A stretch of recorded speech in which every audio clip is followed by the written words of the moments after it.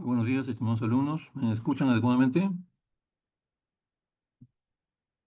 Buenos días, doctor, sí lo escucho. Ya, correcto, muy bien. Muy buenos días con todos y cada uno de ustedes. Retrasado un poco porque tengo problemas técnicos en la zona en que estoy.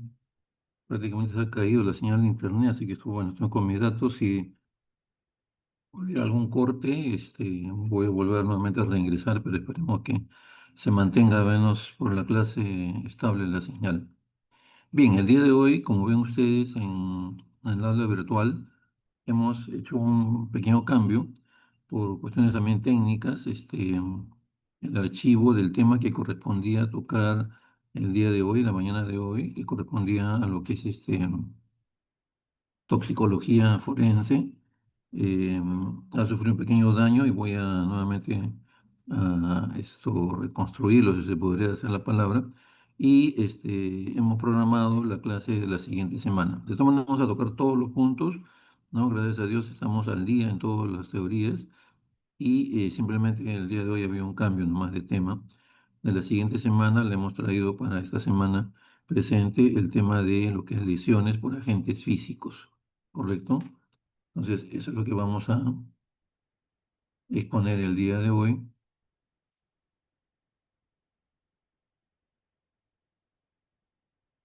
Vamos a compartir pantalla. Ok. ¿Están viendo mi pantalla? Sí, doctor, sí se puede. Ok, perfecto.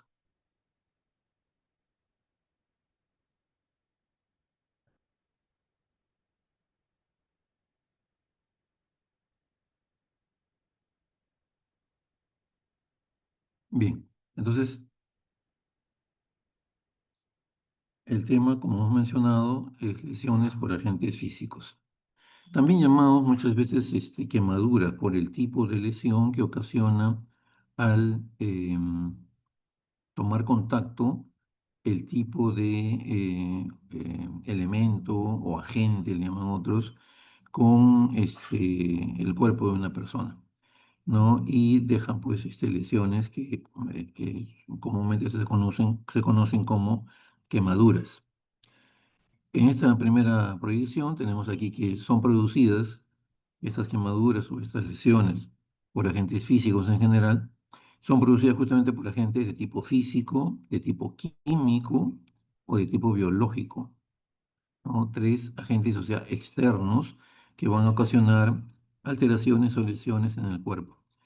Se producen reacciones locales o generales, ¿no? Locales, por ejemplo, si entra en contacto un ácido altamente corrosivo, va a dejar lesiones de tipo local, objetivables a nivel de superficie corporal. Y reacciones generales, por ejemplo, si entra algún tipo de medicamento o algún tipo de sustancia, algún tipo de alimento, no es ingerido por la persona y se produce, vamos a poner como ejemplo, una reacción anafiláctica o una reacción de tipo alérgica, ¿no? Muchas personas son alérgicas, por ejemplo, a los AINES, o sea, antiinflamatorios no esteroideos.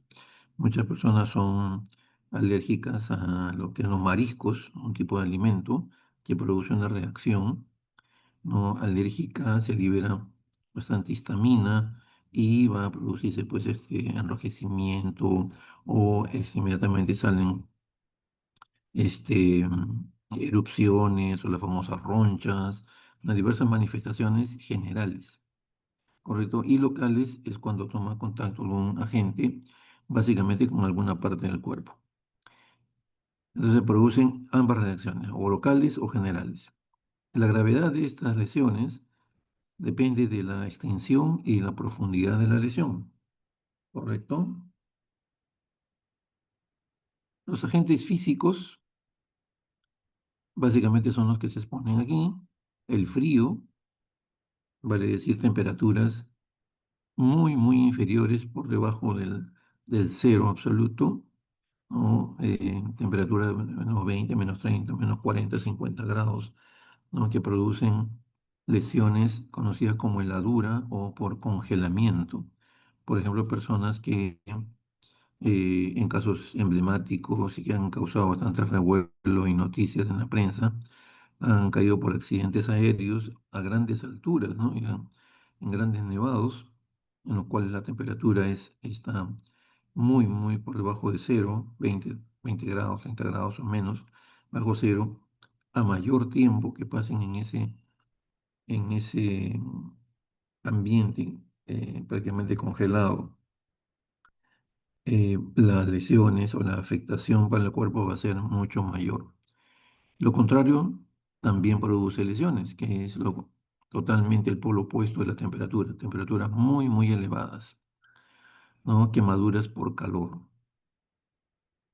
Por ejemplo, comenzando por los rayos ultravioletas, que son componentes de la luz solar, ¿no? En los últimos años, debido a la ausencia prácticamente de la capa de ozono, estamos asistiendo a una mayor lesividad o eh, mayor daño, ¿no? De los rayos ultravioletas a nivel de la piel. Por eso es que se recomienda no exponerse, sobre todo en horas punta, donde hay mayor índice de esta radiación ultravioleta. em, Colocarse los famosos bloqueadores y toda una serie de elementos protectores de la piel, ¿no? Luego, pues otro tipo de lesiones, por ejemplo, la acción directa de elementos que están por encima de 100 grados centígrados, ¿no? Líquidos que están hirviendo, ¿no? Producen quemaduras y aquí justamente se cumple lo que en la anterior proyección hemos visto, que su daño dependerá de la extensión de la lesión y la profundidad que haya también tenido al momento de ocasionar el daño. Electricidad es otro agente físico que se manifiestan las lesiones a través de las huellas de la entrada de electricidad en el cuerpo que causan el fenómeno de electrocución. ¿Correcto? La entrada de corriente eléctrica, por ejemplo, se está haciendo algún tipo de arreglo a nivel de un domicilio. ¿Cuánto tiene de carga en cuanto a voltios la electricidad domiciliaria o casera? A ver, ¿pueden recordarme?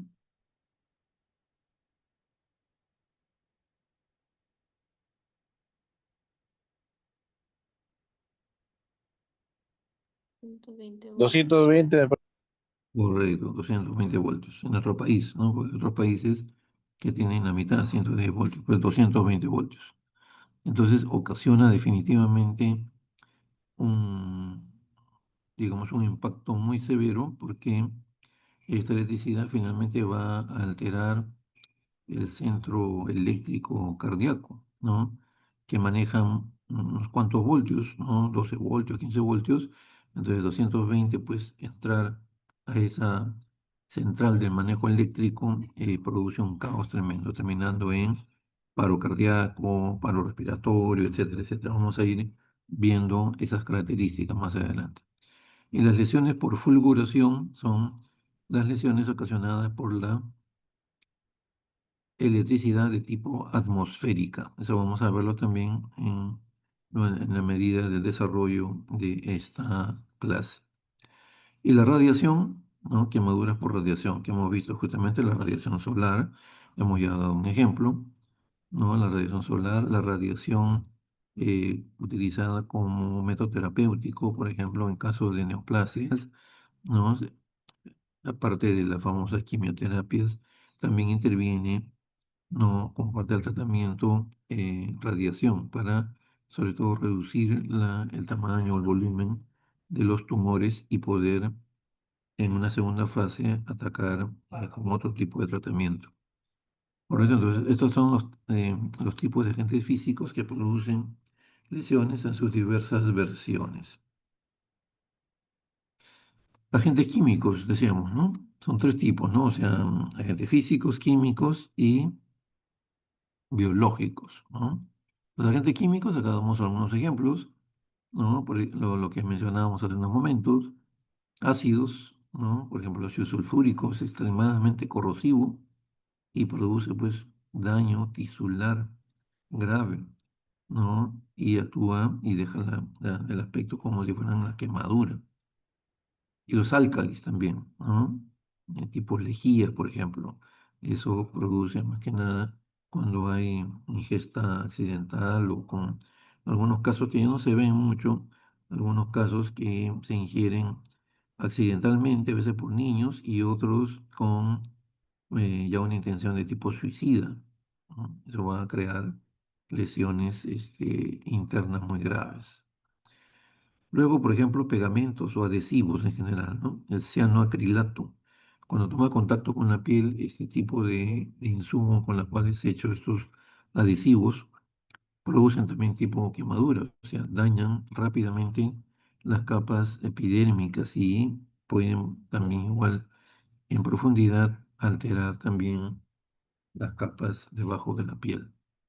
El cianoacrilato es un insumo que se utiliza en un adhesivo muy conocido por nosotros, que es el famoso tris, ¿no?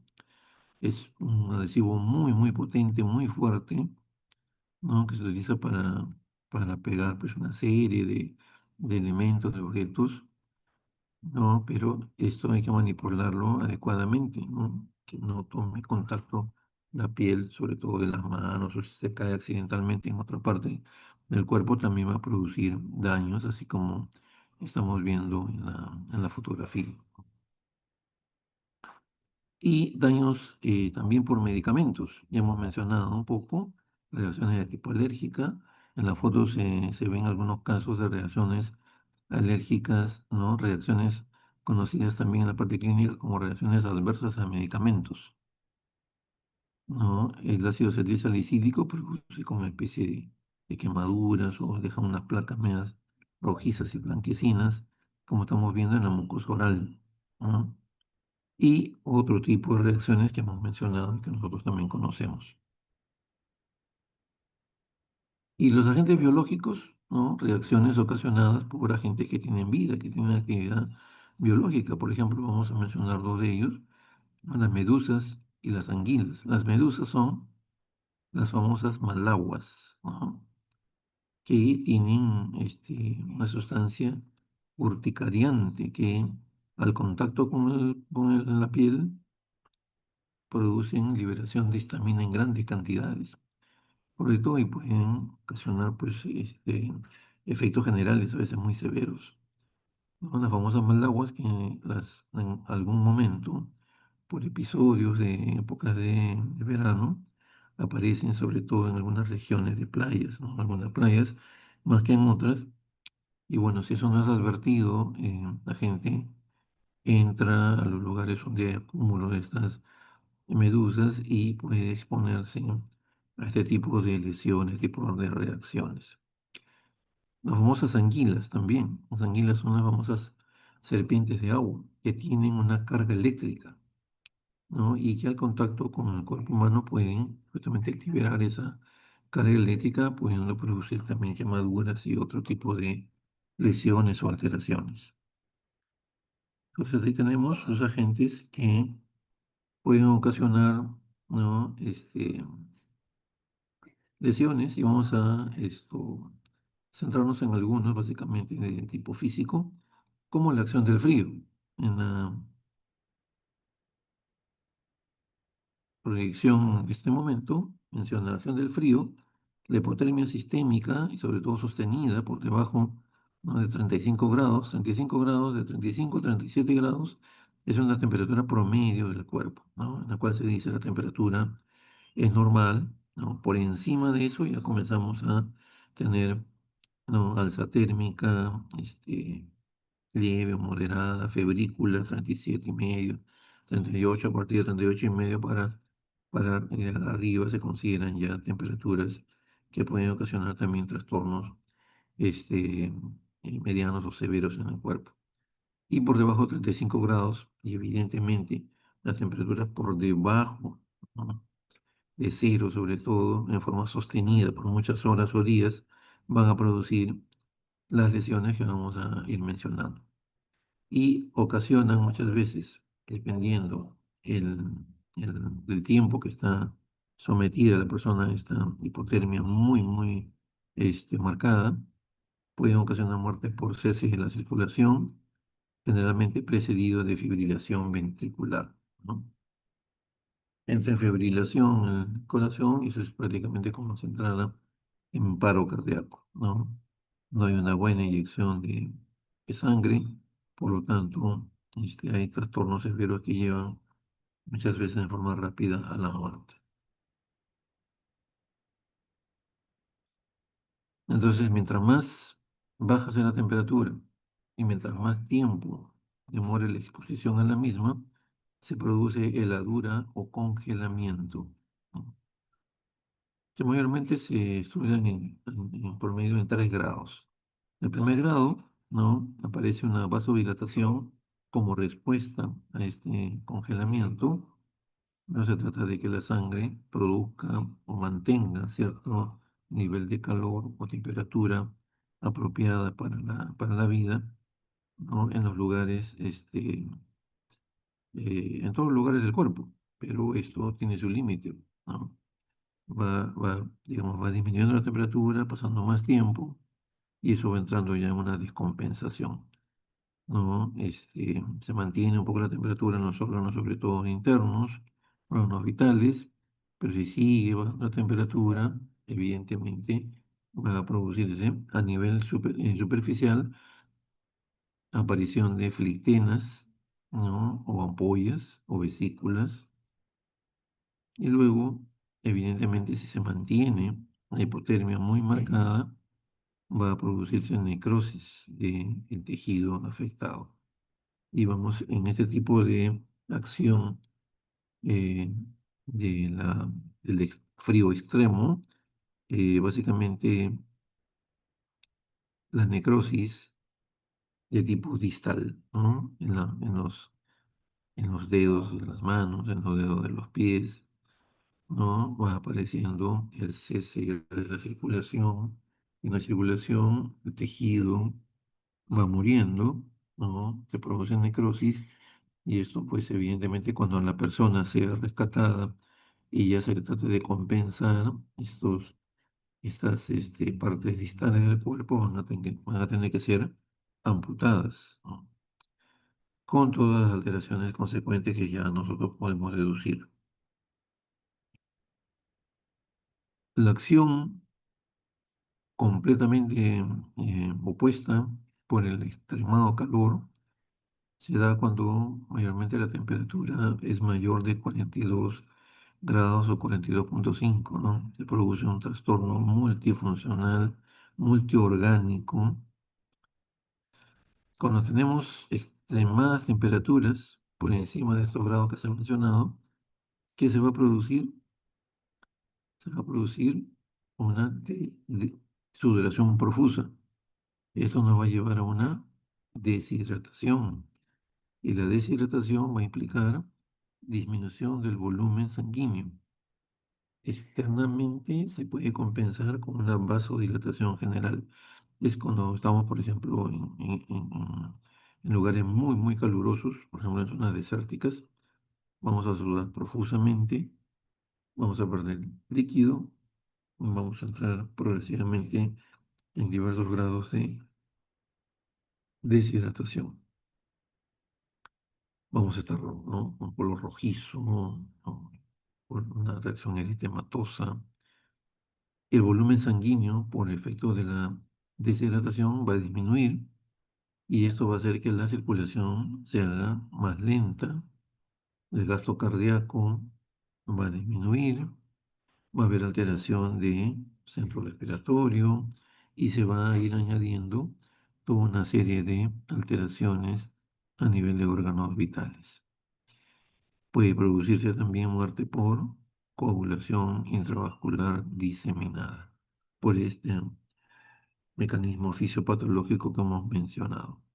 Entonces, todo ello dependerá definitivamente del grado de temperatura ambiental que estemos manejando. La quemadura por calor, ¿no? Va a evolucionar en 4 grados fundamentalmente. El primer grado es el enrojecimiento o zona eritematosa. sobre todo si hay, por ejemplo, acción directa de un elemento caliente, muy, muy caliente, líquido, ¿no? Vamos a ver cuáles son los agentes que producen este tipo de lesiones, tipo quemaduras, ¿no? Pero el primer grado es el primer enrojecimiento de la piel, la zona eritematosa, luego, si persiste o el agente físico está sumamente, extremadamente caliente, se producen reacciones tipo flictenas o reacciones ampollares. Esa lesión ampollar va la ampolla va a, finalmente va a romperse y evidentemente esa área lesionada va a ir también muchas veces al haber causado daño el agente extremadamente caliente, puede ir evolucionando hacia una escara. Cuando hay, digamos, fuego directo, exposición al fuego directo, por ejemplo, en los grandes incendios, está en primer grado, evolucionando a segundo, va pasando a un tercer grado, y efectivamente por la intensidad del calor y el tiempo prolongado al que es sometido la persona, va a llegar inclusive no solamente a planos profundos, tipo células subcutáneo, tipo muscular, sino aún más profundo, que ya es tomar contacto con los huesos, con elementos óseos, y que puede inclusive producirse la carbonización, ¿no? Grandes incendios, recordemos los grandes eventos, estos luctuosos, como por ejemplo Mesa Redonda, ¿no? Mesa Redonda se produjeron pues acá en el centro de Lima, ¿no? Probablemente ustedes estaban pequeños, pero han recibido, han visto de repente videos o les han contado de sus familiares, ¿no? El desastre que hubo, ¿no?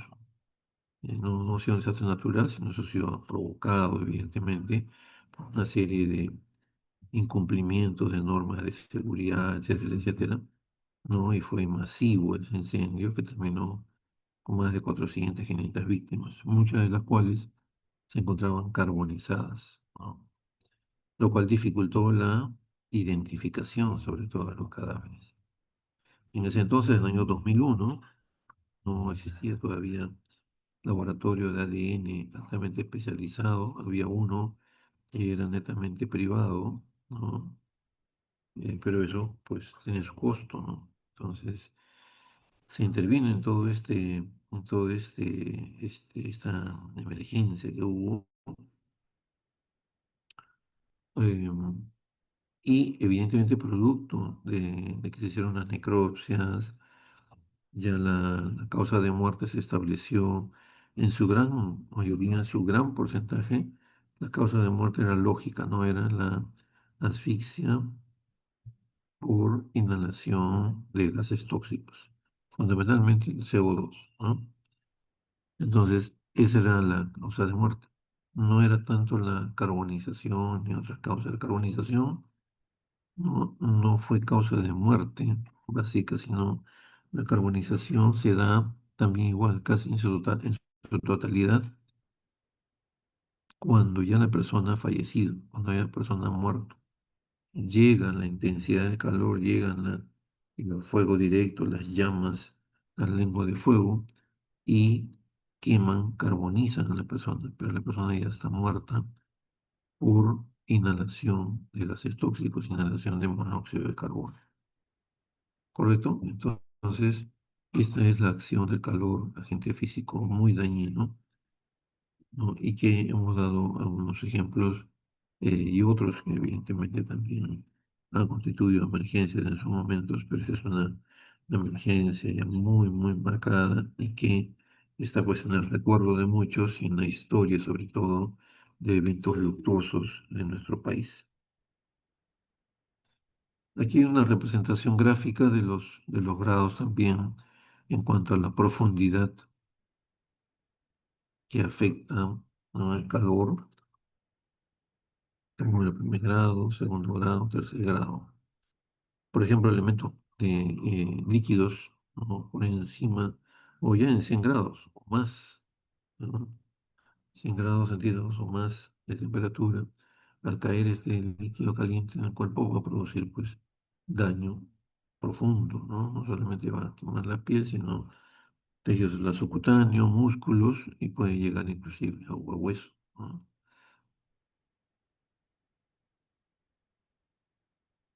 Hace unos meses atrás, si recuerdan, tuvimos la lamentable noticia de un niño proveniente de Piura, ¿no? El cual le había caído, su mamá se dedicaba a preparar chicha, chicha de jora, y eso tiene todo un proceso.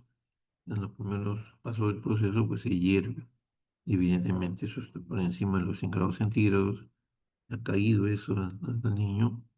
¿Mediante qué mecanismo accidental? Lo más probable, eso ya es producto de una investigación del caso, pero lo concreto era que el niño tuvo quemaduras en casi pues 80-90% de su cuerpo, un niño de 4 años, 5 años.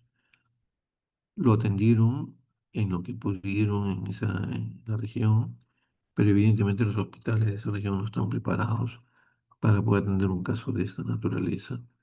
Sobre todo, mucho menos abordar, no tienen una unidad de quemados, digamos, altamente especializada. Se evacuó al día siguiente, o los días, por ambulancia aérea y todo al niño al Instituto Nacional de Salud del Niño.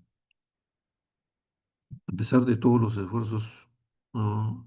Que se hicieron, el niño falleció. Y es justamente por que hay una relación directa entre el porcentaje de superficie comprometida y la profundidad, ¿no? A la cual afecta o daña también el elemento agresor, ¿no? Se hicieron todo lo que está protocolizado, pero lamentablemente el niño falleció también. Entonces, hace algunos años también, si recuerdan, hubo un caso de un camión pequeño, mediano, cisterna que transportaba gas, ¿no? Gas licuado de petróleo. En Villa Salvador ocurrió esto, ¿no? El camión pasa por un rompemuelle muy aparentemente por encima de la altura oficial, y la llave, la conexión que se tenía para este gas choca contra la pista y el gas comienza a fugar del cilindro ese gigante que tienen los camiones que transportan este elemento combustible. Y entonces comenzó a difundirse por todas las calles y las casas, ¿no? De esa zona. Evidentemente es una bomba de tiempo, pues basta que ocurra una pequeña chispita, por ejemplo, la chispita que sale internamente en los interruptores cuando uno va a prender la luz eléctrica en su casa, en una habitación sale una pequeña chispita eléctrica. Si la casa en ese momento se encuentra inundada por gas, basta esa chispita para que se produzca la deflagración del gas y se encienda todo. Y eso fue lo que ocurrió, ¿no? Como película. Ocurrió eso. Puede ser también alguna chispa producto del encendido de algún motor, de un vehículo, de una motocicleta, cualquiera de estas reacciones de combustión, ¿no? Y el gas que ya comenzó a difundirse se prendió inmediatamente. Como película recorrió en segundos en su camino a, bueno, prendió a la gente que estaba en el camino, en casas también dañó una serie de casas, a sus ocupantes, y muchos pues tuvieron un porcentaje elevadísimo de quemaduras, ¿no? Un porcentaje elevado de quemaduras de tercer grado, y la gran mayoría fallecieron, debido de todo, adultos, jóvenes, niños. Entonces ese fue un caso también, evidentemente esos, algunos murieron en pocas horas, y otros en varios días y otros a veces duraron semanas, pero la gran mayoría, casi todos, que fueron afectados por este luctuoso suceso, murieron, ¿no? A pesar de que se les dio un tratamiento adecuado, pero lo que jugaba en contra era el gran porcentaje de superficie corporal comprometida. Aquí tenemos algunos ejemplos, ¿no?, de quemaduras por calor. La fotografía de la izquierda, ¿no?, revela más que nada regiones, zonas eritematosas. La del centro, si podemos tener un mejor ojo, podemos acercarla. Hay algunas ya reacciones ampullares o flictenas, ¿no?, o vesículas. Y la foto de la derecha, sí es evidente el compromiso ya a mayor profundidad, no solamente ha comprometido ya piel, sino tejido solar subcutáneo. Y se vislumbra en las zonas más rojizas violáceas el compromiso de paquetes musculares. Entonces la profundidad va siendo mayor cuanto mayor eh, agente quemante intervenga y la temperatura que tenga este agente quemante también. Hay unos ejemplos ahí, se ponen ejemplos de agentes quemantes, materiales inflamables, como el caso que hemos mencionado, ¿no?, el gas, ¿no?, gasolina, ¿no?, las llamas producidas por ejemplo, suponer, se, que se prende o entra en combustión madera, leña, carbón, todo eso también se producen, ¿no?, elementos que son quemantes. Gases de ignición, gases que están sometidos a presión. El ejemplo es válido también para el gas licuado de petróleo, que se transportaba en este camión del ejemplo que hemos mencionado. Vapores a elevada temperatura, grandes calderos, este, en domicilios también. En casa tenemos el ejemplo de ollas a presión que se utilizan para la cocina. Si uno no manipula adecuadamente, al momento de abrir se produce pues una salida a presión de gas, de vapor muy, muy caliente, y eso puede tranquilamente producir quemaduras de diversos grados en la superficie corporal. Líquidos calientes, hemos dado el ejemplo, ¿no?, de esto que ha habido algunos meses. Chicha de jora hirviendo en su primer procedimiento, en su primer proceso de elaboración, y cae sobre un anillo, ¿no? Sólidos al rojo vivo, esto se da mayormente en industrias, ¿no? Metales que son sometidos a muy altas temperaturas, varios cientos de grados, y se pasan al estado líquido para moldearlos, una serie de situaciones que se dan en su proceso. Eso, imagínense, cae sobre una persona, pues ocasiona también quemaduras graves, gravísimas.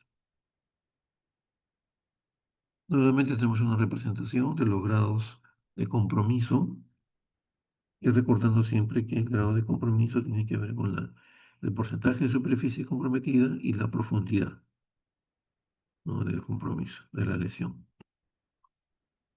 Y ya ustedes, estoy seguro que recuerdan esta herramienta muy importante que tiene como objetivo, sobre todo, medir el pronóstico de las quemaduras, ¿no? Pronóstico quiere decir pronóstico bueno, ¿no?, pronóstico reservado, y pronóstico malo. Malo quiere decir que la persona tiene muy altas probabilidades de morir, ¿no? Y tenemos la división de diversas regiones corporales en relación al número 9, su múltiplo, cabeza y cuello, excepto el periné, que en esta distribución, no, solamente representa el 1% de la superficie corporal. Esto, el esquema general promedio para jóvenes y adultos, ¿no? Para menores varía un poco, sobre todo en la parte de la cabeza y cuello. Pero hemos traído algo que se ve cotidianamente, digamos, que nosotros podemos utilizar esta herramienta mucho más cotidianamente que las que son, digamos, para niños, o sea, para el uso pediátrico, ¿no? Aunque eso tranquilamente también podemos consultarlo ya en la bibliografía escrita o virtual, ¿no? Esto es como un ejemplo que se trae. Entonces, vemos que cabeza y cuello representan 9% de la superficie corporal en general, Cara anterior del tronco, 18%. Cara posterior del tronco, 18%. Se hace múltiplo de 9. Cada miembro superior es un 9% de la superficie corporal total. Cada miembro inferior, por obvias razones, sobre todo a expensas del muslo, que tiene mucho más superficie, cada miembro inferior representa el 18% de la superficie. Hasta ahí, si sumamos, vamos a encontrar 99% y 1% lo representa el periné, la región perineal. Con eso completamos el 100%. Entonces, con este tipo de proporciones en las regiones que hemos mencionado, podemos tranquilamente, si tenemos un gran quemado, ¿no? Para evaluar clínicamente, o si muere la persona y viene a necropsia, el médico legista con esta herramienta puede estimar aproximadamente el porcentaje de superficie corporal comprometida. ¿Ok? Y la pregunta que quiero también que me respondan, a ver, ¿cuál es el porcentaje de superficie corporal comprometida que ya, que esto para arriba, o sea, mayores cifras, ya se considera un mal pronóstico? A ver, ¿qué porcentaje de quemadura o qué porcentaje de compromiso de la superficie corporal total se considera de mal pronóstico? A ver, deben una respuesta.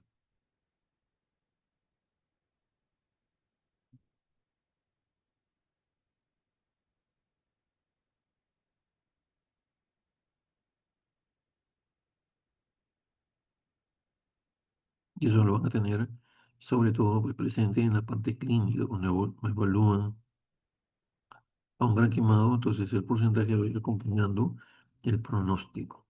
Eso evidentemente no quita que uno haga todos los esfuerzos necesarios para poder irlo recuperando y evidentemente en algún momento compensarlo y darle de alta. A ver, ¿qué porcentaje creen ustedes que es el mal pronóstico? Más del 20%. ¿Cuánto? 20. 20%. A ver, ¿alguien opina sobre otra cifra?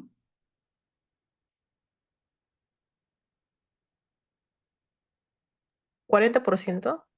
40%. Ajá, está bien. ¿Otra cifra?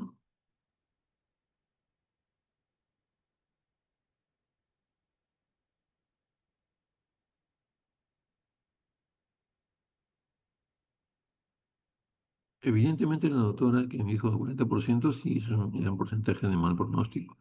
Pero a partir se menciona, consultando un poco las diversas bibliografías, que a partir de 25 o 30% para arriba se considera el mal pronóstico. La doctora que opinaba 20%, bueno, queda un poquito baja en el cálculo, pero se acercó bastante.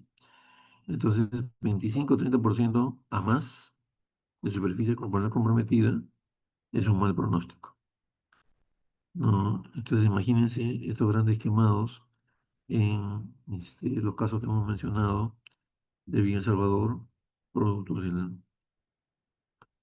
la acción del fuego directo por deflagración del gas licuado de petróleo. El gas licuado de petróleo es el GLP, que es el que se utiliza todavía en gran cantidad de domicilios, y es en los balones, ¿no? Los balones esos de gases para utilización en las cocinas, ¿no? A gas, ese es el GLP, ¿no? Ya los otros gases son ya de uso, bueno, ahora que es el gas, famoso gas natural, que también igual están haciendo cada vez más difusión masiva para que los hogares a nivel de las zonas en que haya este tipo de conexión puedan acceder. Es barato, ¿no? Y hasta ahora se demostró que no ha habido mayores incidentes y que es el gas natural, ¿no? Es otro tipo de combustible.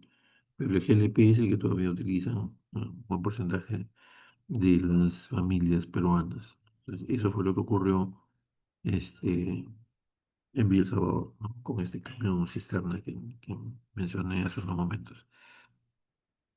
Entonces, estas personas presentaban, que fallecieron casi en su totalidad, no menos de 60 o 70%. ¿No? Niños pequeñitos, indudablemente que el 100%, superficie corporal comprometida. ¿No? Y tuvimos que, evidentemente, asumir la necropsia porque primeramente fallecieron unos, como le a 24 horas, otros en las 48, 72, otros duraban alguna un par de semanas, algunos duraron, creo que algunos meses, pero como hay el antecedente de una muerte relacionada a un hecho violento, tiene necesariamente que indicarse la necropsia de ley. Y nosotros los que hemos necropsiado, que ha sido una buena cantidad, encontramos esos porcentajes, ¿no? A partir de 60, 80 para arriba, ¿no?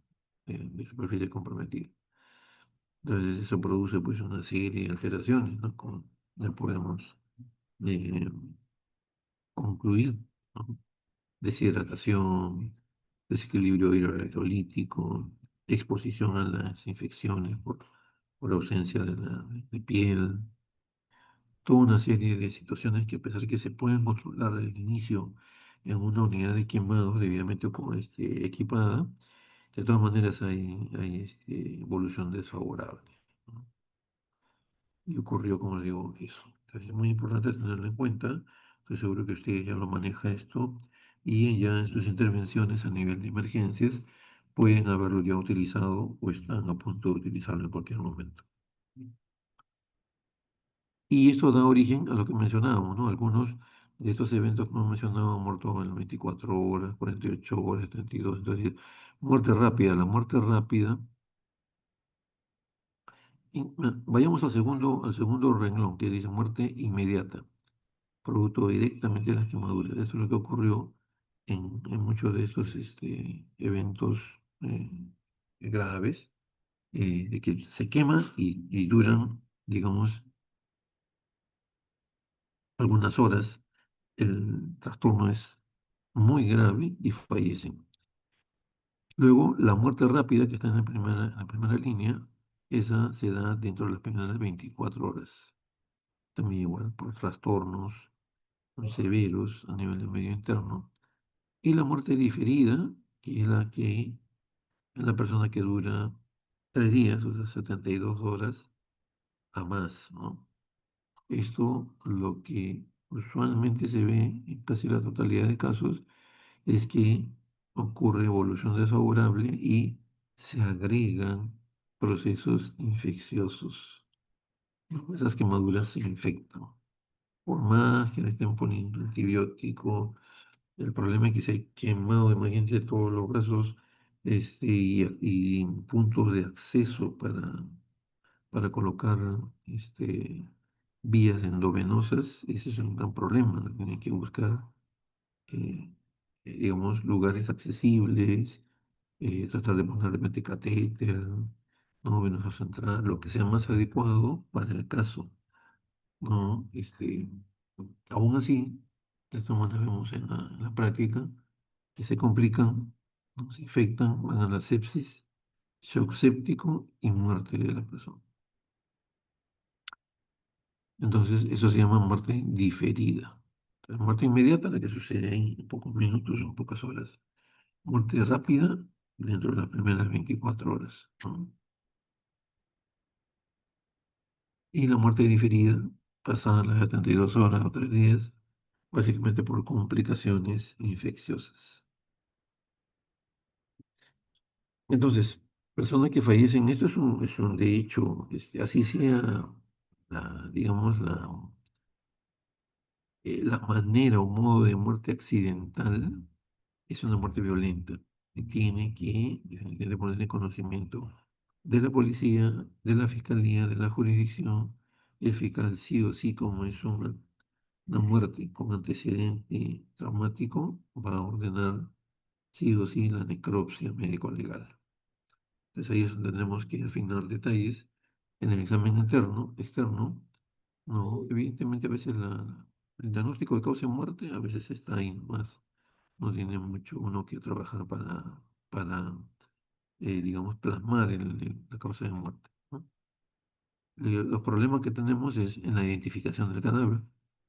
Tenemos que ayudar al médico, muchas veces el odontólogo forense, ¿no? Porque muchos de estos casos están carbonizados, algunos tienen cabeza, tienen dientes. Bueno, el antropólogo también ayuda en este nivel de identificación. Si hubiera por ahí algunos pulpejos de dedos que han quedado, bueno, pero si no hay pulpejos, entonces el primer nivel de identificación, que es el de dactiloscopía, ya no aplica en este caso, ¿no? Tiene que pasar a otro nivel, que es el odontológico y antropológico. Si aún así, en este segundo nivel no se pueden encontrar datos que puedan orientar a la identificación, ya se salta a un tercer nivel, que es la práctica del ADN, al occiso, ¿no? Al cadáver y también a los familiares directos, ¿no? Preferir lo más directo posible, ¿no? Mamá, papá, en orden ascendente y en orden descendente a hijos, ¿no? Entonces ahí estamos en el tercer y último nivel. Si no encontramos, ¿no? Modo de identificar con ADN, entonces eso tendrá que esperar para más adelante realmente volver a hacer digamos, una nueva comparación con otras personas que vayan sumando en la lista de euros, digamos, ¿no? Que han perdido familiares o miembros de la familia, y hacer una nueva pasada en los mapas genéticos, ¿no? Entonces, eso es muy importante. Definir también que si las quemaduras son antemortem y o postmortem. Por nuestra experiencia en traumatología, los grandes quemados, por ejemplo, grandes incendios, ¿no? Y sabemos que los eventos fisiopatológicos ocurren, termina, por ejemplo, carbonizado, pero eso previamente ha tenido otro desenlace, que es la producción de grandes cantidades de monóxido de carbono. La persona inhala cantidades pues, industriales y se va a producir entonces la asfixia, ¿no? Por inhalación de monóxido de carbono. Vamos a explicarlo cuando tratemos ya en la clase también de toxicología, y vamos a hablar sobre un poco de muerte por inhalación de monóxido de carbono, que es lo que produce, porque digamos, la persona fallece rápidamente por ese tipo de mecanismo. Entonces, cuando ocurren estos grandes incendios, el carbonizado no es que haya llegado directamente las llamas y lo ha carbonizado, accionado en vida, o sea, estando vivo. Prácticamente se ha quemado, se ha carbonizado estando vivo, ¿no? Casi en el 100% de casos que hemos tenido de esa naturaleza, vemos que la carbonización es post-mortem. O sea, primero ocurre, porque es un proceso rápido de intoxicación, primero ocurre la inhalación, y ahí las cantidades son pues industrialmente elevadas. Mm. En pocos minutos la persona va a tener trastornos por inhalación de monóxido de carbono y va a fallecer en pocos minutos. Queda la persona ahí, como no pueden sacarla de momento, llega el fuego y la consume, la carboniza. ¿Correcto? No es que haya estado viva, porque hay características de lesiones que han sucedido en vida y otras después de muerto.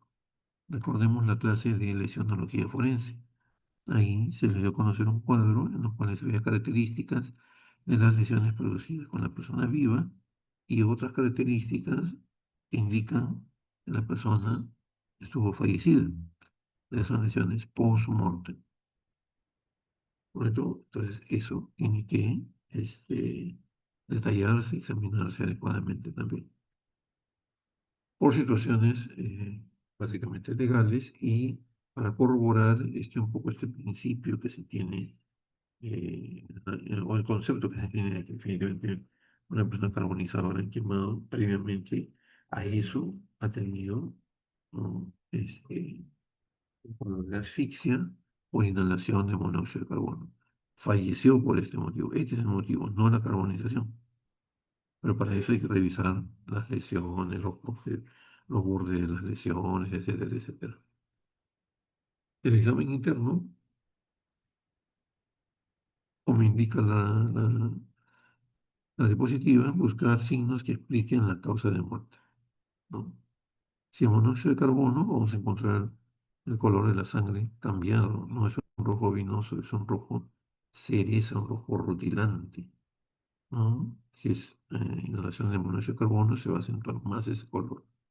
Pero cuando vean el color de la sangre, medio grosilla, medio así, bin, bin, bin, eh, rojo encendido, vamos a tener la inmediata sospecha y pedimos corroborar si la persona no está en un medio de posible contaminación con monóxido de carbono. ¿Ok? Entonces, eso hace entonces que tengamos posibilidades para poder analizar o pedir mayores datos, mayor información para poder ir encajando este tipo de hallazgos y que en la autopsia o la necropsia de esa persona sea como, digamos, modelo de que se hace una evaluación tanatológica sumamente profesional, buscando elementos técnicos, científicos para formular la causa de muerte. Aquí tenemos, ¿no?, la autopsia en quemados. Estamos viendo un carbonizado en el 100% de la superficie corporal. Y en la foto de la derecha estamos ya abriendo el aparato respiratorio de la laringe. Vemos ahí la epiglotis, la glotis, la tráquea que ha sido abierta en ambos bronquios primarios, ¿no? ¿Y qué es lo que vemos?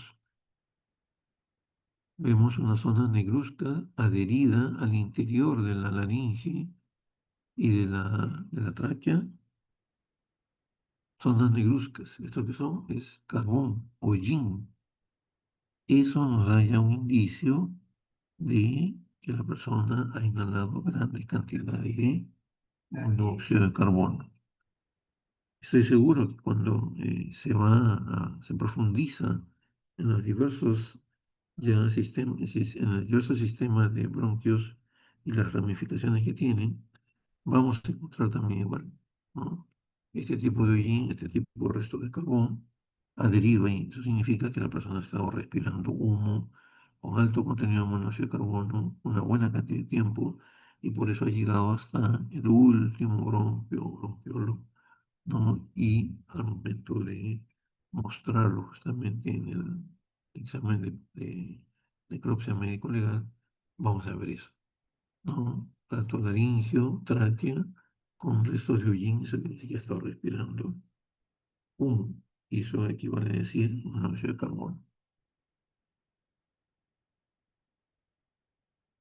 Aquí, bueno, no se aprecia en las fotos mucho el color, pero es un color, la sangre, y también le confiere ese color a los órganos vitales, y son, ¿no?, de color rojo violaz, perdón, rojo vinoso. Aquí es un color rojo diferente, ¿no? Entonces, eso también igual, ¿no? No cambia la tonalidad y se acerca un poco a rojo cereza, rojo grosella. Podemos pensar de que efectivamente la persona esta ha sido, digamos, víctima de inhalación de monóxido de carbono. ¿Y por qué cambia el color de la sangre? Justamente por el monóxido de carbono, que le hace, no, el monóxido de carbono está en equilibrio con el oxígeno y otros gases permanentemente. Pero cuando hay un desequilibrio a favor de uno de ellos dos, el oxígeno y el monóxido de carbono, entonces, y hay mayor contenido de monóxido de carbono en el interior del cuerpo, la sangre va a tomar ese tipo de coloración.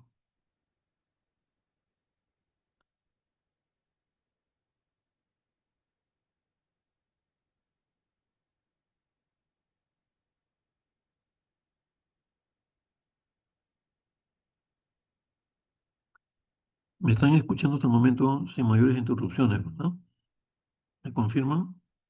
Sí, doctor, se Sí, escucha doctor. todo. Sí, muy bien, gracias.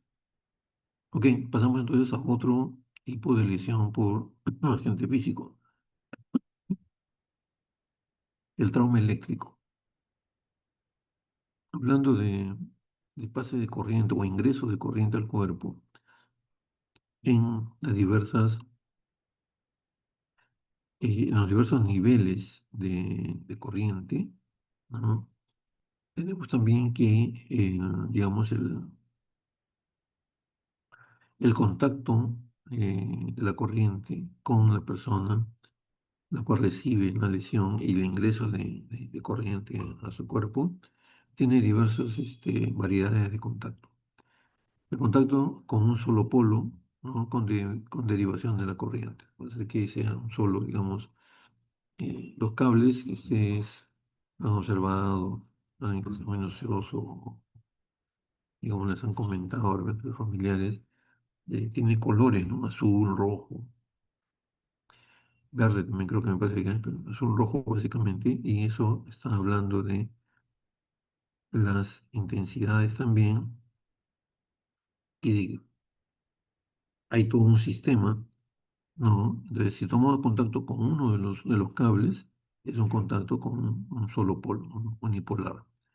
Luego el contacto bipolar o cortocircuito es cuando yo cojo los filetes ¿cómo se llama?, de cobre de los conductores de cables, digamos, dos tipos de cables, ¿no? Es el contacto bipolar, o sea, hay dos polos ahí. ¿Cómo se toma en contacto? Pues accidentalmente, en forma mayoritaria, ¿no? A pesar que a veces algunos se ponen sus aditamentos de protección, de bioseguridad, pero no lo hacen pues del todo y definitivamente reciben descarga eléctrica. Y el contacto a distancia, o arco eléctrico, o también llamado arco voltaico. ¿Cómo se explica esto? Esto se dio sobre todo en épocas de cuando el boom de la construcción, pues ahora nuevamente en estos últimos ya meses, un par de años atrás, nuevamente la construcción de viviendas multifamiliares está tomando un nivel de mayor desarrollo. Y cuando se hacía justamente en la primera explosión de ese tipo de industria, de la construcción, muchas veces se hacían construcciones muy pegadas a los grandes conductores eléctricos, ¿no? Los postes que pasan en las avenidas, ¿no? Se iba a levantar un edificio y se hacían los andamios pues en la vereda y había muy poco espacio entre la vereda y el edificio propiamente dicho. Entonces, y estos grandes conductores contienen varios cientos, ¿no?, de voltios, ¿no? 400, 500, algunos más. Y eso significa que, imagínense, no es necesario que entre en contacto directo el cable, sino cuando pasa gran cantidad de energía eléctrica, se crea un campo magnético alrededor del cable. Y los constructores, albañiles, trabajan con muchas cosas metálicas. Y muchas de ellas, por ejemplo, reglas metálicas, varillas de fierro, pasaban a centímetros, no tomaban contacto directo con el cable, pero basta que entraran algunos centímetros en su campo magnético y se producía la descarga eléctrica. Y por supuesto, la recibía las personas que estaban pasando por ahí y muchas se morían porque eran gran cantidad de voltios, ¿no?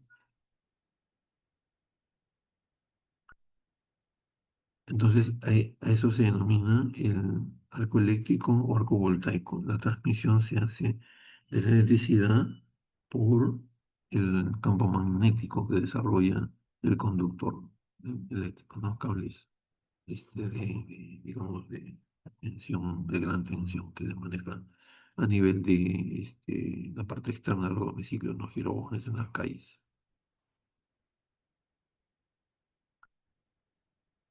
La etiología de la electrocución, como hemos mencionado, mayormente es accidental, ¿no?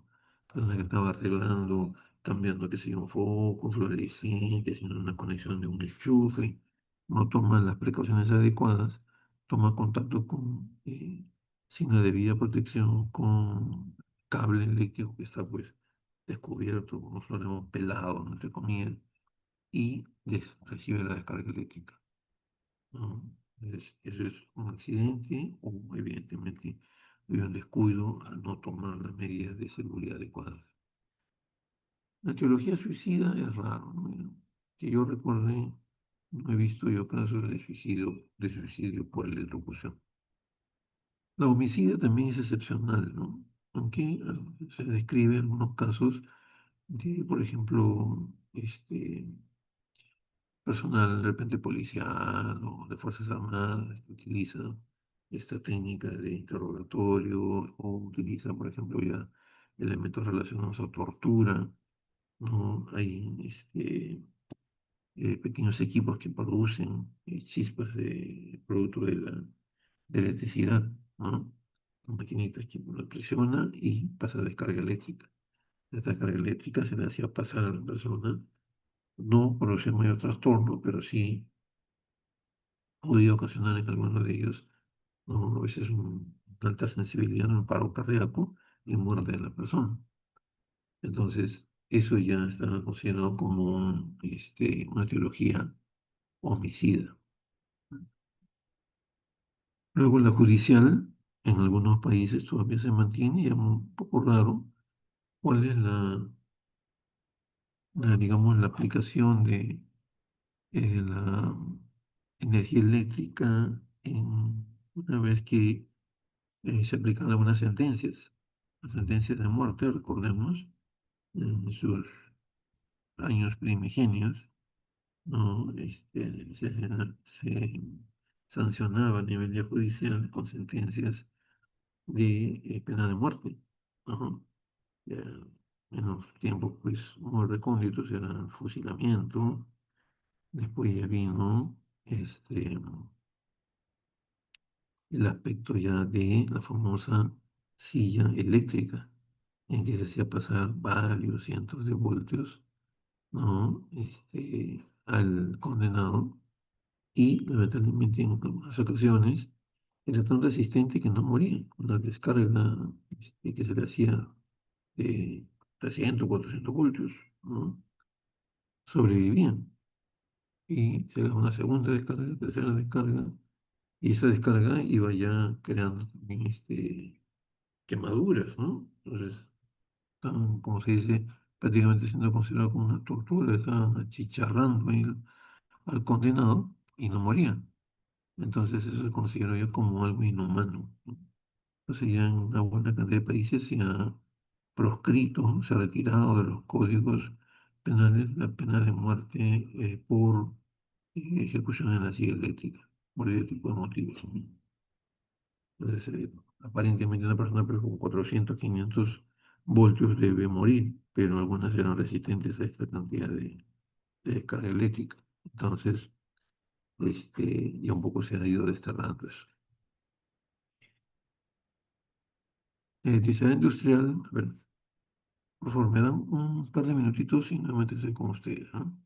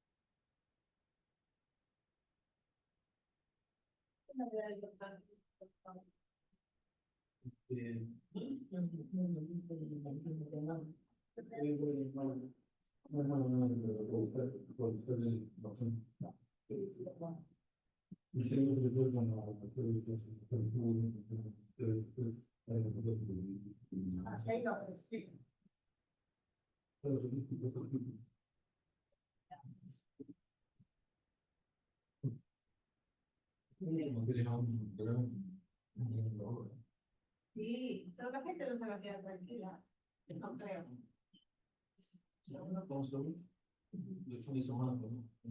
Sí, pues,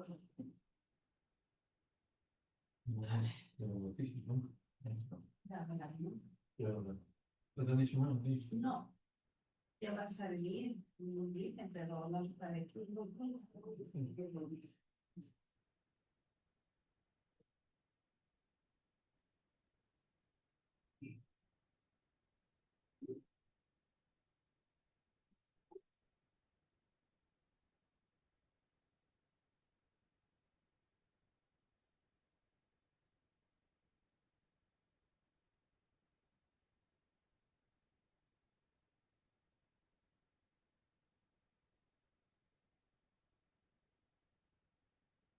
la doctora la vas a responder en el WhatsApp, pues, ella también tiene. No,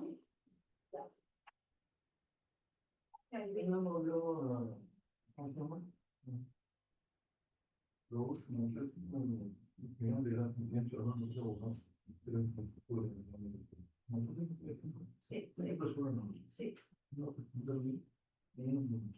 sí, por eso yo decía, antes de sustentar. Porque si no, también es, porque en caso de exhumación, son toma de muestras, toma de muestras, son las exhumaciones que ha habido. No es de que haya ido un médico, y en caso de, claro, de derechos humanos, que hay un médico cuando la sí. Después se habla de, devuélvame mi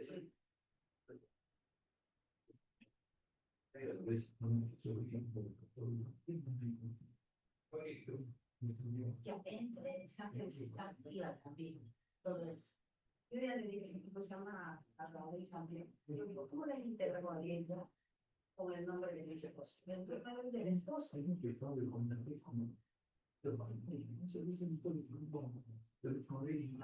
Nunca te he dado secto.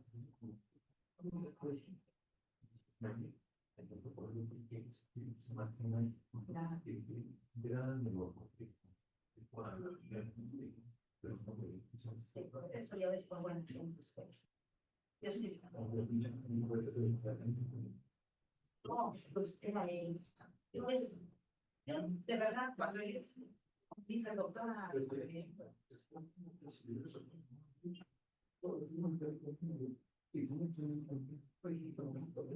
pero como yo le dije, pero ahí tampoco también decía lo que usted al negarse de reiterar, es una reacción de a quien se ha retirado bastante es a su hermoso, que en personales, ella dice que ahora las compras.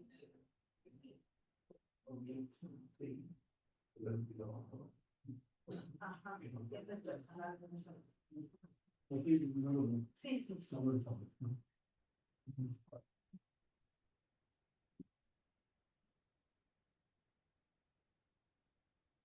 Bien, muy bien, gracias por la espera. Entonces, acá estamos nuevamente.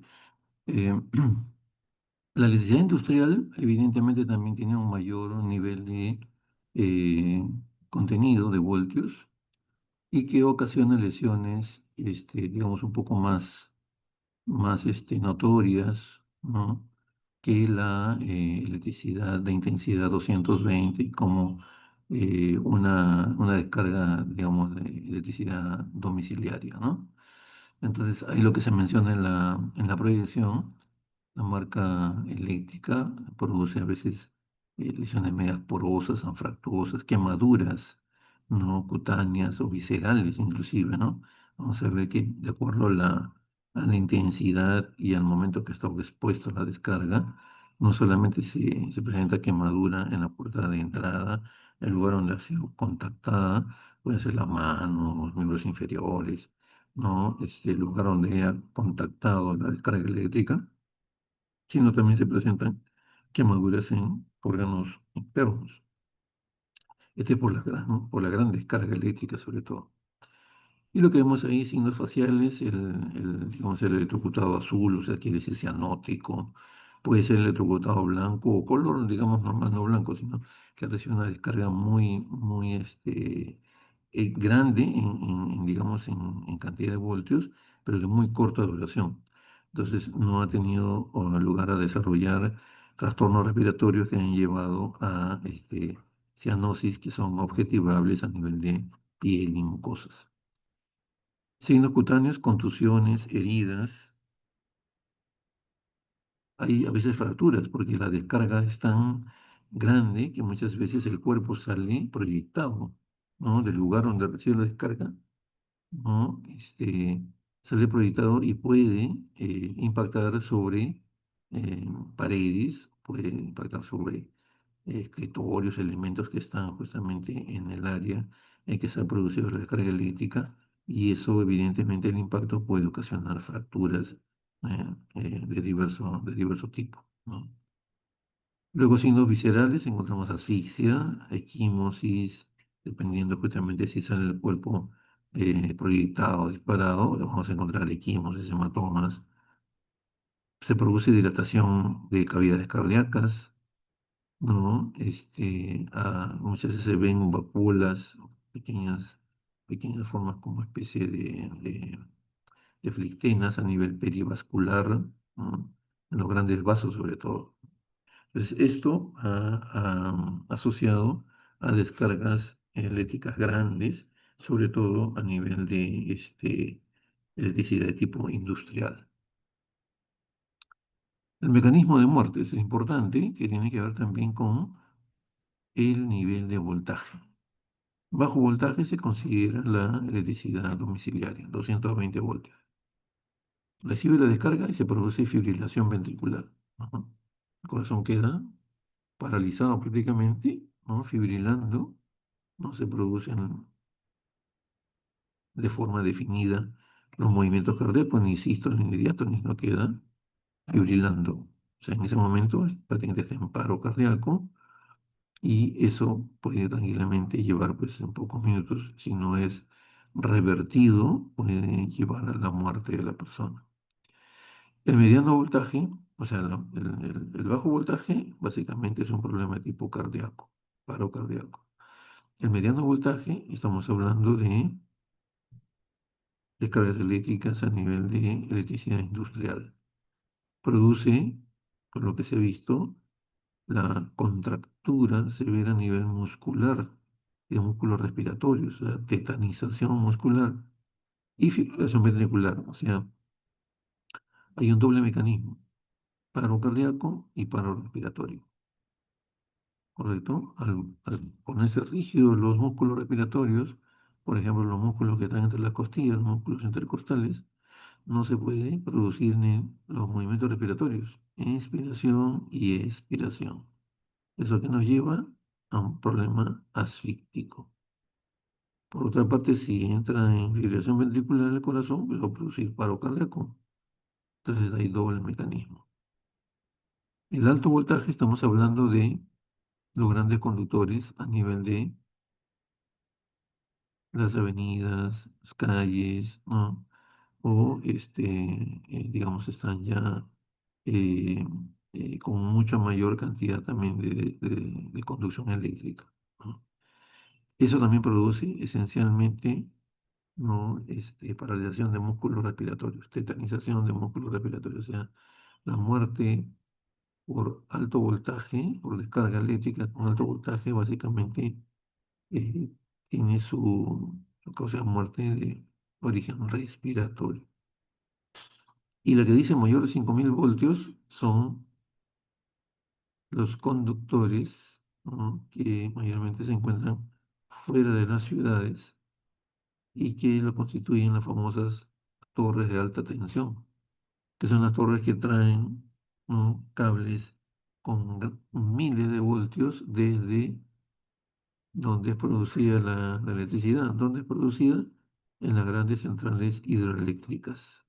Desde ahí hay transformadores que van transportando miles de voltios a través de grandes conductores, torres de alta tensión, y cuando van llegando a las ciudades, también vamos a ver transformadores que van disminuyendo la tensión y finalmente llegan ya 220 voltios a los domicilios, a las casas, o 400, 500, 600 a las zonas industriales. Entonces, si uno recibe descarga eléctrica, produce paro respiratorio más que nada, y también ¿cómo se llama? La quemadura, ¿no? El lugar donde impacta la electricidad. Aquí encontramos las fotos, lo que se denomina la puerta de entrada de la corriente eléctrica. Estas son muestras en las manos, huellas en las manos, por donde ha ingresado la electricidad. Esto se conoce en el lenguaje relacionado al tema como lesión electroespecífica, ¿correcto? Lesión electroespecífica o puerta de entrada de la corriente eléctrica. Como la corriente ingresa y la vez que ingresa, ¿no? Que produce electrocución y también produce coagulación de los pequeños vasos capilares. Por eso es que la lesión electroespecífica se describe como una lesión de bordes duros, algunos textos le dicen acartonados, un tanto elevados, de coloración amarillenta. No dice, no vemos por ningún sitio eritema, no hay sangrado, no hay sangre seca, nada.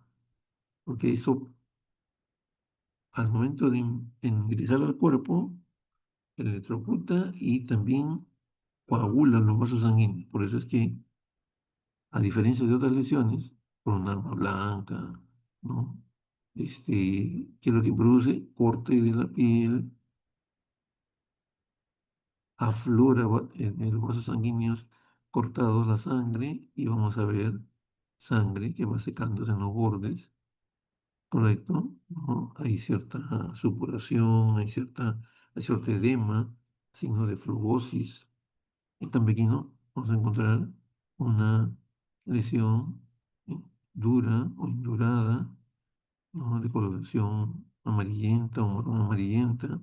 En algunas ocasiones vamos a ver zonas negruzcas. Esto es porque el cable está desprotegido y entra en contacto con la piel, puede haber producido una suerte de chisporroteo, ¿no? Entonces ha quemado, ha chamuscado, digamos así, para entenderlo mejor, la zona esa en que entra de contacto. Pues vamos a verlo, como se aprecia un poco en la fotografía de la derecha, ¿no? En la fotografía de izquierda sí es una típica lesión electroespecífica, ¿no? De coloración amarillenta, que uno palpa ahí, encuentra dura, ¿no? La piel, entonces cumple con la característica que hemos definido. De igual manera vemos aquí, ¿ven? Ambas fotografías no revelan en absoluto zonas eritematosas, rojizas, con presencia de sangre, sangre líquida ni sangre seca, nada. Son lesiones amarillentas o marrón amarillentas que son típicas del ingreso de la corriente eléctrica, ¿no? La puerta de entrada de la corriente eléctrica. La destrucción de alto voltaje, esta persona, ¿no? Se encontraba haciendo trabajo de mantenimiento en torres de alta tensión y accidentalmente recibe una descarga, se desprende uno de los grandes conductores de la torre y recibe la descarga. Miren, quemaduras por varios sitios, tan extrema la quemadura en la foto inferior izquierda, que ha ocasionado fractura de ambos huesos de la pierna izquierda, ¿no? Vemos a nivel torácico, de hombro izquierdo también grandes quemaduras. Es el producto de electrocución de alto voltaje. La fulguración, ¿no?, es corriente eléctrica de tipo atmosférica y se manifiesta, sus resultados o su daño se manifiesta a través de la producción de rayos, de los rayos, ¿no? Ocasiona por electricidad atmosférica, ¿no? Dos nubes de diferente polaridad se encuentran y se producen descarga eléctrica. Después viene pues la lluvia y todo eso, pero la descarga eléctrica que tranquilamente puede matar a una persona. De hecho, animales impactan sobre ellos también. Y vamos a encontrar este tipo de hallazgos, las flores de Lichtenberg, grandes traumatismos, heridas, cabellos, pelos quemados. La flor de Lichtenberg está en la fotografía inferior derecha, ¿no? Unas ramificaciones ahí. Punto central es el punto de descarga, de entrada, y ¿por qué esas ramificaciones? Porque la corriente rápidamente ingresa al cuerpo y es conducida a gran velocidad. El mejor transmisor del agua, el mejor conductor del agua, el mejor conductor de electricidad es el agua. Y nosotros tenemos 60% de agua, básicamente en nuestra sangre, o nuestros vasos linfáticos. Entonces por ahí ingresa y rápidamente se conduce. Pasa por el corazón, y ahí es lo que decía hace unos momentos, produce trastornos en el centro eléctrico del corazón. 220 voltios, al ingresar a un lugar donde se manejan muy pocos voltios, 12 o 15 producen un desorden tremendo y entra en paro cardíaco. Ujú. Hay, por supuesto, también quemaduras de ropas, quemaduras más amplias en algunas partes de la piel, y las flores de Lichtenberg, que son las que hemos descrito. Problemas médicos legales en personas que han fallecido, que básicamente llegaron a un buen diagnóstico de la quemadura, de la gente que la produjo, la electricidad, otro tipo de gente, si las lesiones son antemortem o postmortem, el diagnóstico cronológico, ¿no? Eso va un poco a tener relación con la data de muerte. El agente teológico, si es electricidad de baja intensidad, mediana, alta intensidad, o es corriente atmosférica, corriente eléctrica atmosférica. Hay posibilidad de reconstruir los hechos y para cómo se ha producido esa muerte. Y la identificación de la víctima, si no está pues carbonizada, no, o si lo estuviera, evidentemente va a presentar mayores dificultades para ser reconocida, para ser identificada. Y si no, evidentemente tenemos que recurrir a los niveles que hemos mencionado de identificación. La radiación ultravioleta, que decíamos ya, está haciéndose cada vez más intensa debido a la ausencia de la capa de ozono. En ese esquema van a encontrar ustedes todos los daños que ocasiona la radiación ultravioleta. Y que no es ninguna broma, consejo que sean permanentemente para protegerse, no, sobre todo en los días de muy intensa radiación solar. La radiación ultravioleta produce pues este tipo de quemaduras, ¿no? Eritemas, primero en la fotografía superior izquierda, después en la superior derecha vemos ya aparición de un segundo grado de quemadura, que es la formación de flictenas o ampollas. Y después vemos ya compromiso un poco más profundo, ¿no? Y también reacciones de tipo alérgica, todo ello, ¿no? Quemadura por radioterapia, ¿sí? Desde el piso de la boca, al producir bastante radiación para disminuir ese tumor del piso de boca, se han ocasionado algunas lesiones en la lengua y también en la mucosa oral. Entonces, ese es, digamos, un efecto secundario reproducido por el tratamiento con radiación. ¿Alguna pregunta? ¿Algo que no haya quedado claro?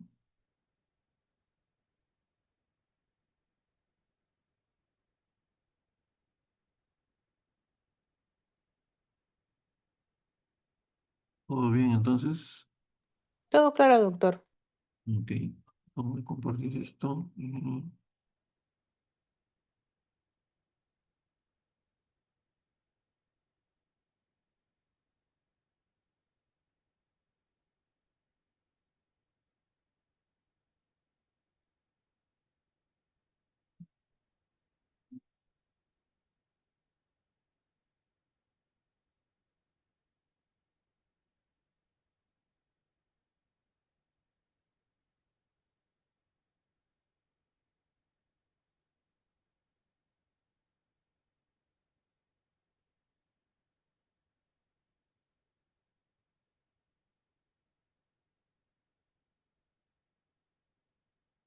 A ver, vamos a tratar de pasar rápido la lista. Responden al llamado, por favor. Aguilar Sarabia.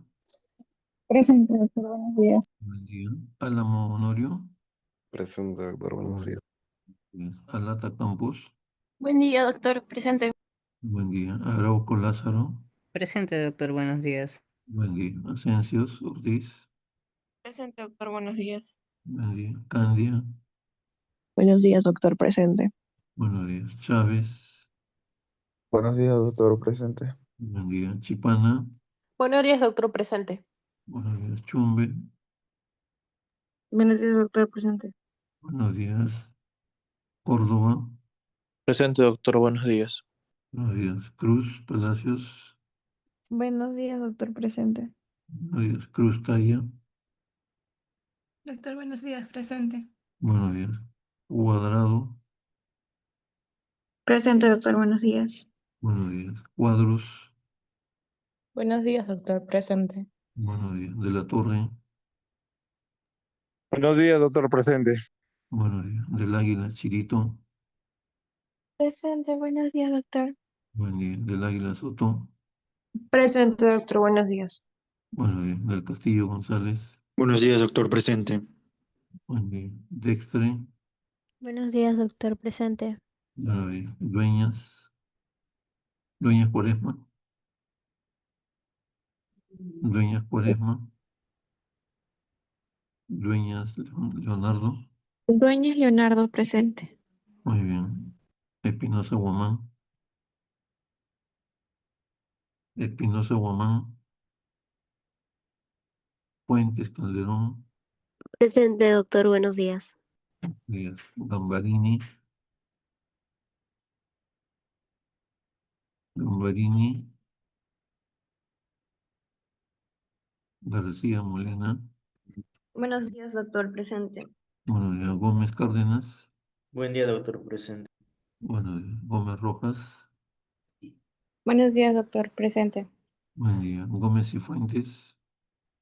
Buenos días, doctor presente. Guerrero. Buenos días, doctor, presente. Buenos días. Guevara. Presente, doctor, buenos días. Buen día. Guamán.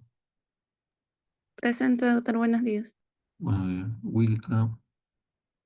Buenos días, doctor, presente. Buenos días. Jaco. Jaco Buenos Yupanqui. días, doctor, presente. Buen día. Leonardo Izquierdo. Leonardo. Presente, doctor, buenos días. Buenos días. Linares. Presente, doctor. Buenos días. Buen día. Lingán. Presente, doctor, buenos días. Díaz. Liu. Liu Infante. Lozano. Presente, doctor Lozano Ocampo, presente. Ocampo, sí. Lozano Tapia. Buenos días, doctor. Los TV presente. Buenos días. Macha Obregón. Macha Obregón. Macha Quispe. Presente, doctor, buenos días. Buen día. Mamani. Presente, doctor, buenos días. Buenos días. Mautino. Buenos días, doctor, presente. Buen día. Miranda. Miranda, Malpartida. Mori, Montoya. Mori. Mucho trigo. Presente, buenos días, doctor. Doctor, mi Bueno, compañera Miranda está presente. Ha escrito en el chat. ya. Ok. Mucho trigo.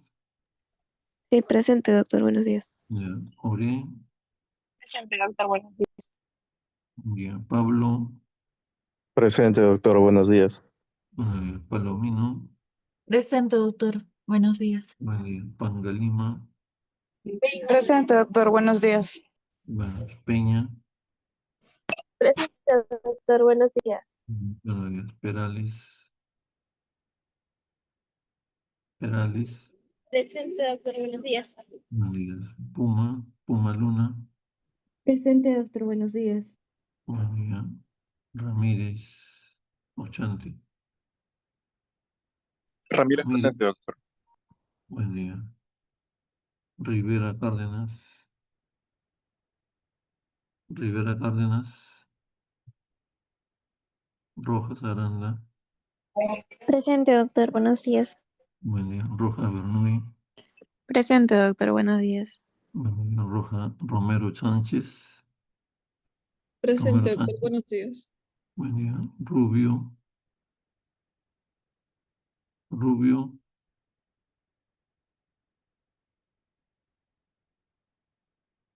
Sáenz. Salazar.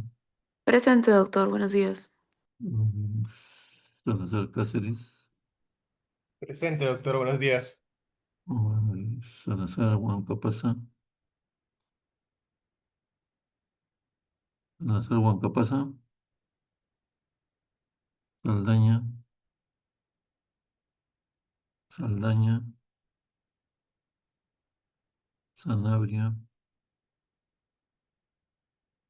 Sanabria Arenas. Tasaico. Presente, doctor. Buenos días. Buen día. Torres Sánchez. Presente, doctor, Torres buenos Sánchez. días. Buenos días. Presente. Torres Tang. Presente, doctor. Buenos días. Buen día. Triguio. Presente, doctor. Buenos días. Buen día. Trinidad. Trinidad Meléndez. Ulloa Cabero. Buenos días, doctor. Presente. Buenos días. Valladares. Presente, doctor, buenos días. Buen día. Samudio. Samudio Mesa. Zapata. Zapata. Zúñiga. Zúñiga, presente, doctor, buenos días. Buenos días. Bien. Segundo y último llamado, los que no respondieron. Ahora, vamos. Dueñas Cuaresma. Espinosa Guamán. Gambarini Garnique. Liu Infante. Macha Obregón. Presente, doctor. Buenos días. Macha.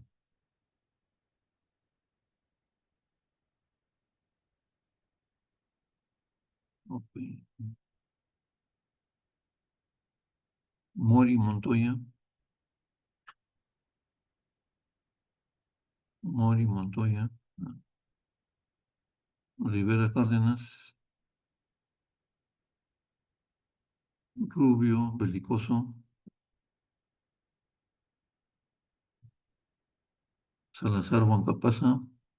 Presente, doctor. Buenos días. Bien. Saldaña Chavarri.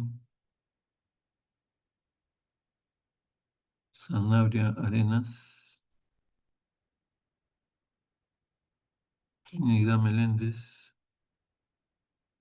Presente, doctor. Buenos días. Trinidad. Sí, Trinidad, doctor. Ok. Samudio Mesa. Samudio. Zapata. Paipai. Presente, Ok. doctor Zapata. Zapata. Ya. Muy bien. Lo grabamos. Y listo. Tenemos 10 faltas. Muy bien. Ok. Bien, entonces, gusto en compartir con ustedes a pesar digamos, los inconvenientes, pero se ha logrado cubrir la clase. Vamos por el segundo grupo y con ustedes seguir el desarrollo de los seminarios y también, bueno, yo voy a coordinar para ver de que siga avanzándose todo lo que está, digamos, establecido para el desarrollo de nuestro curso. Estamos prácticamente en la última recta final para ello. Muy bien, muy buenos días a todos y nos seguimos. Gracias, doctor. Hasta luego. Hasta luego. Gracias, doctor. Hasta luego. Hasta luego. Hasta luego. Hasta luego, doctor. Hasta luego. Muy buenos días.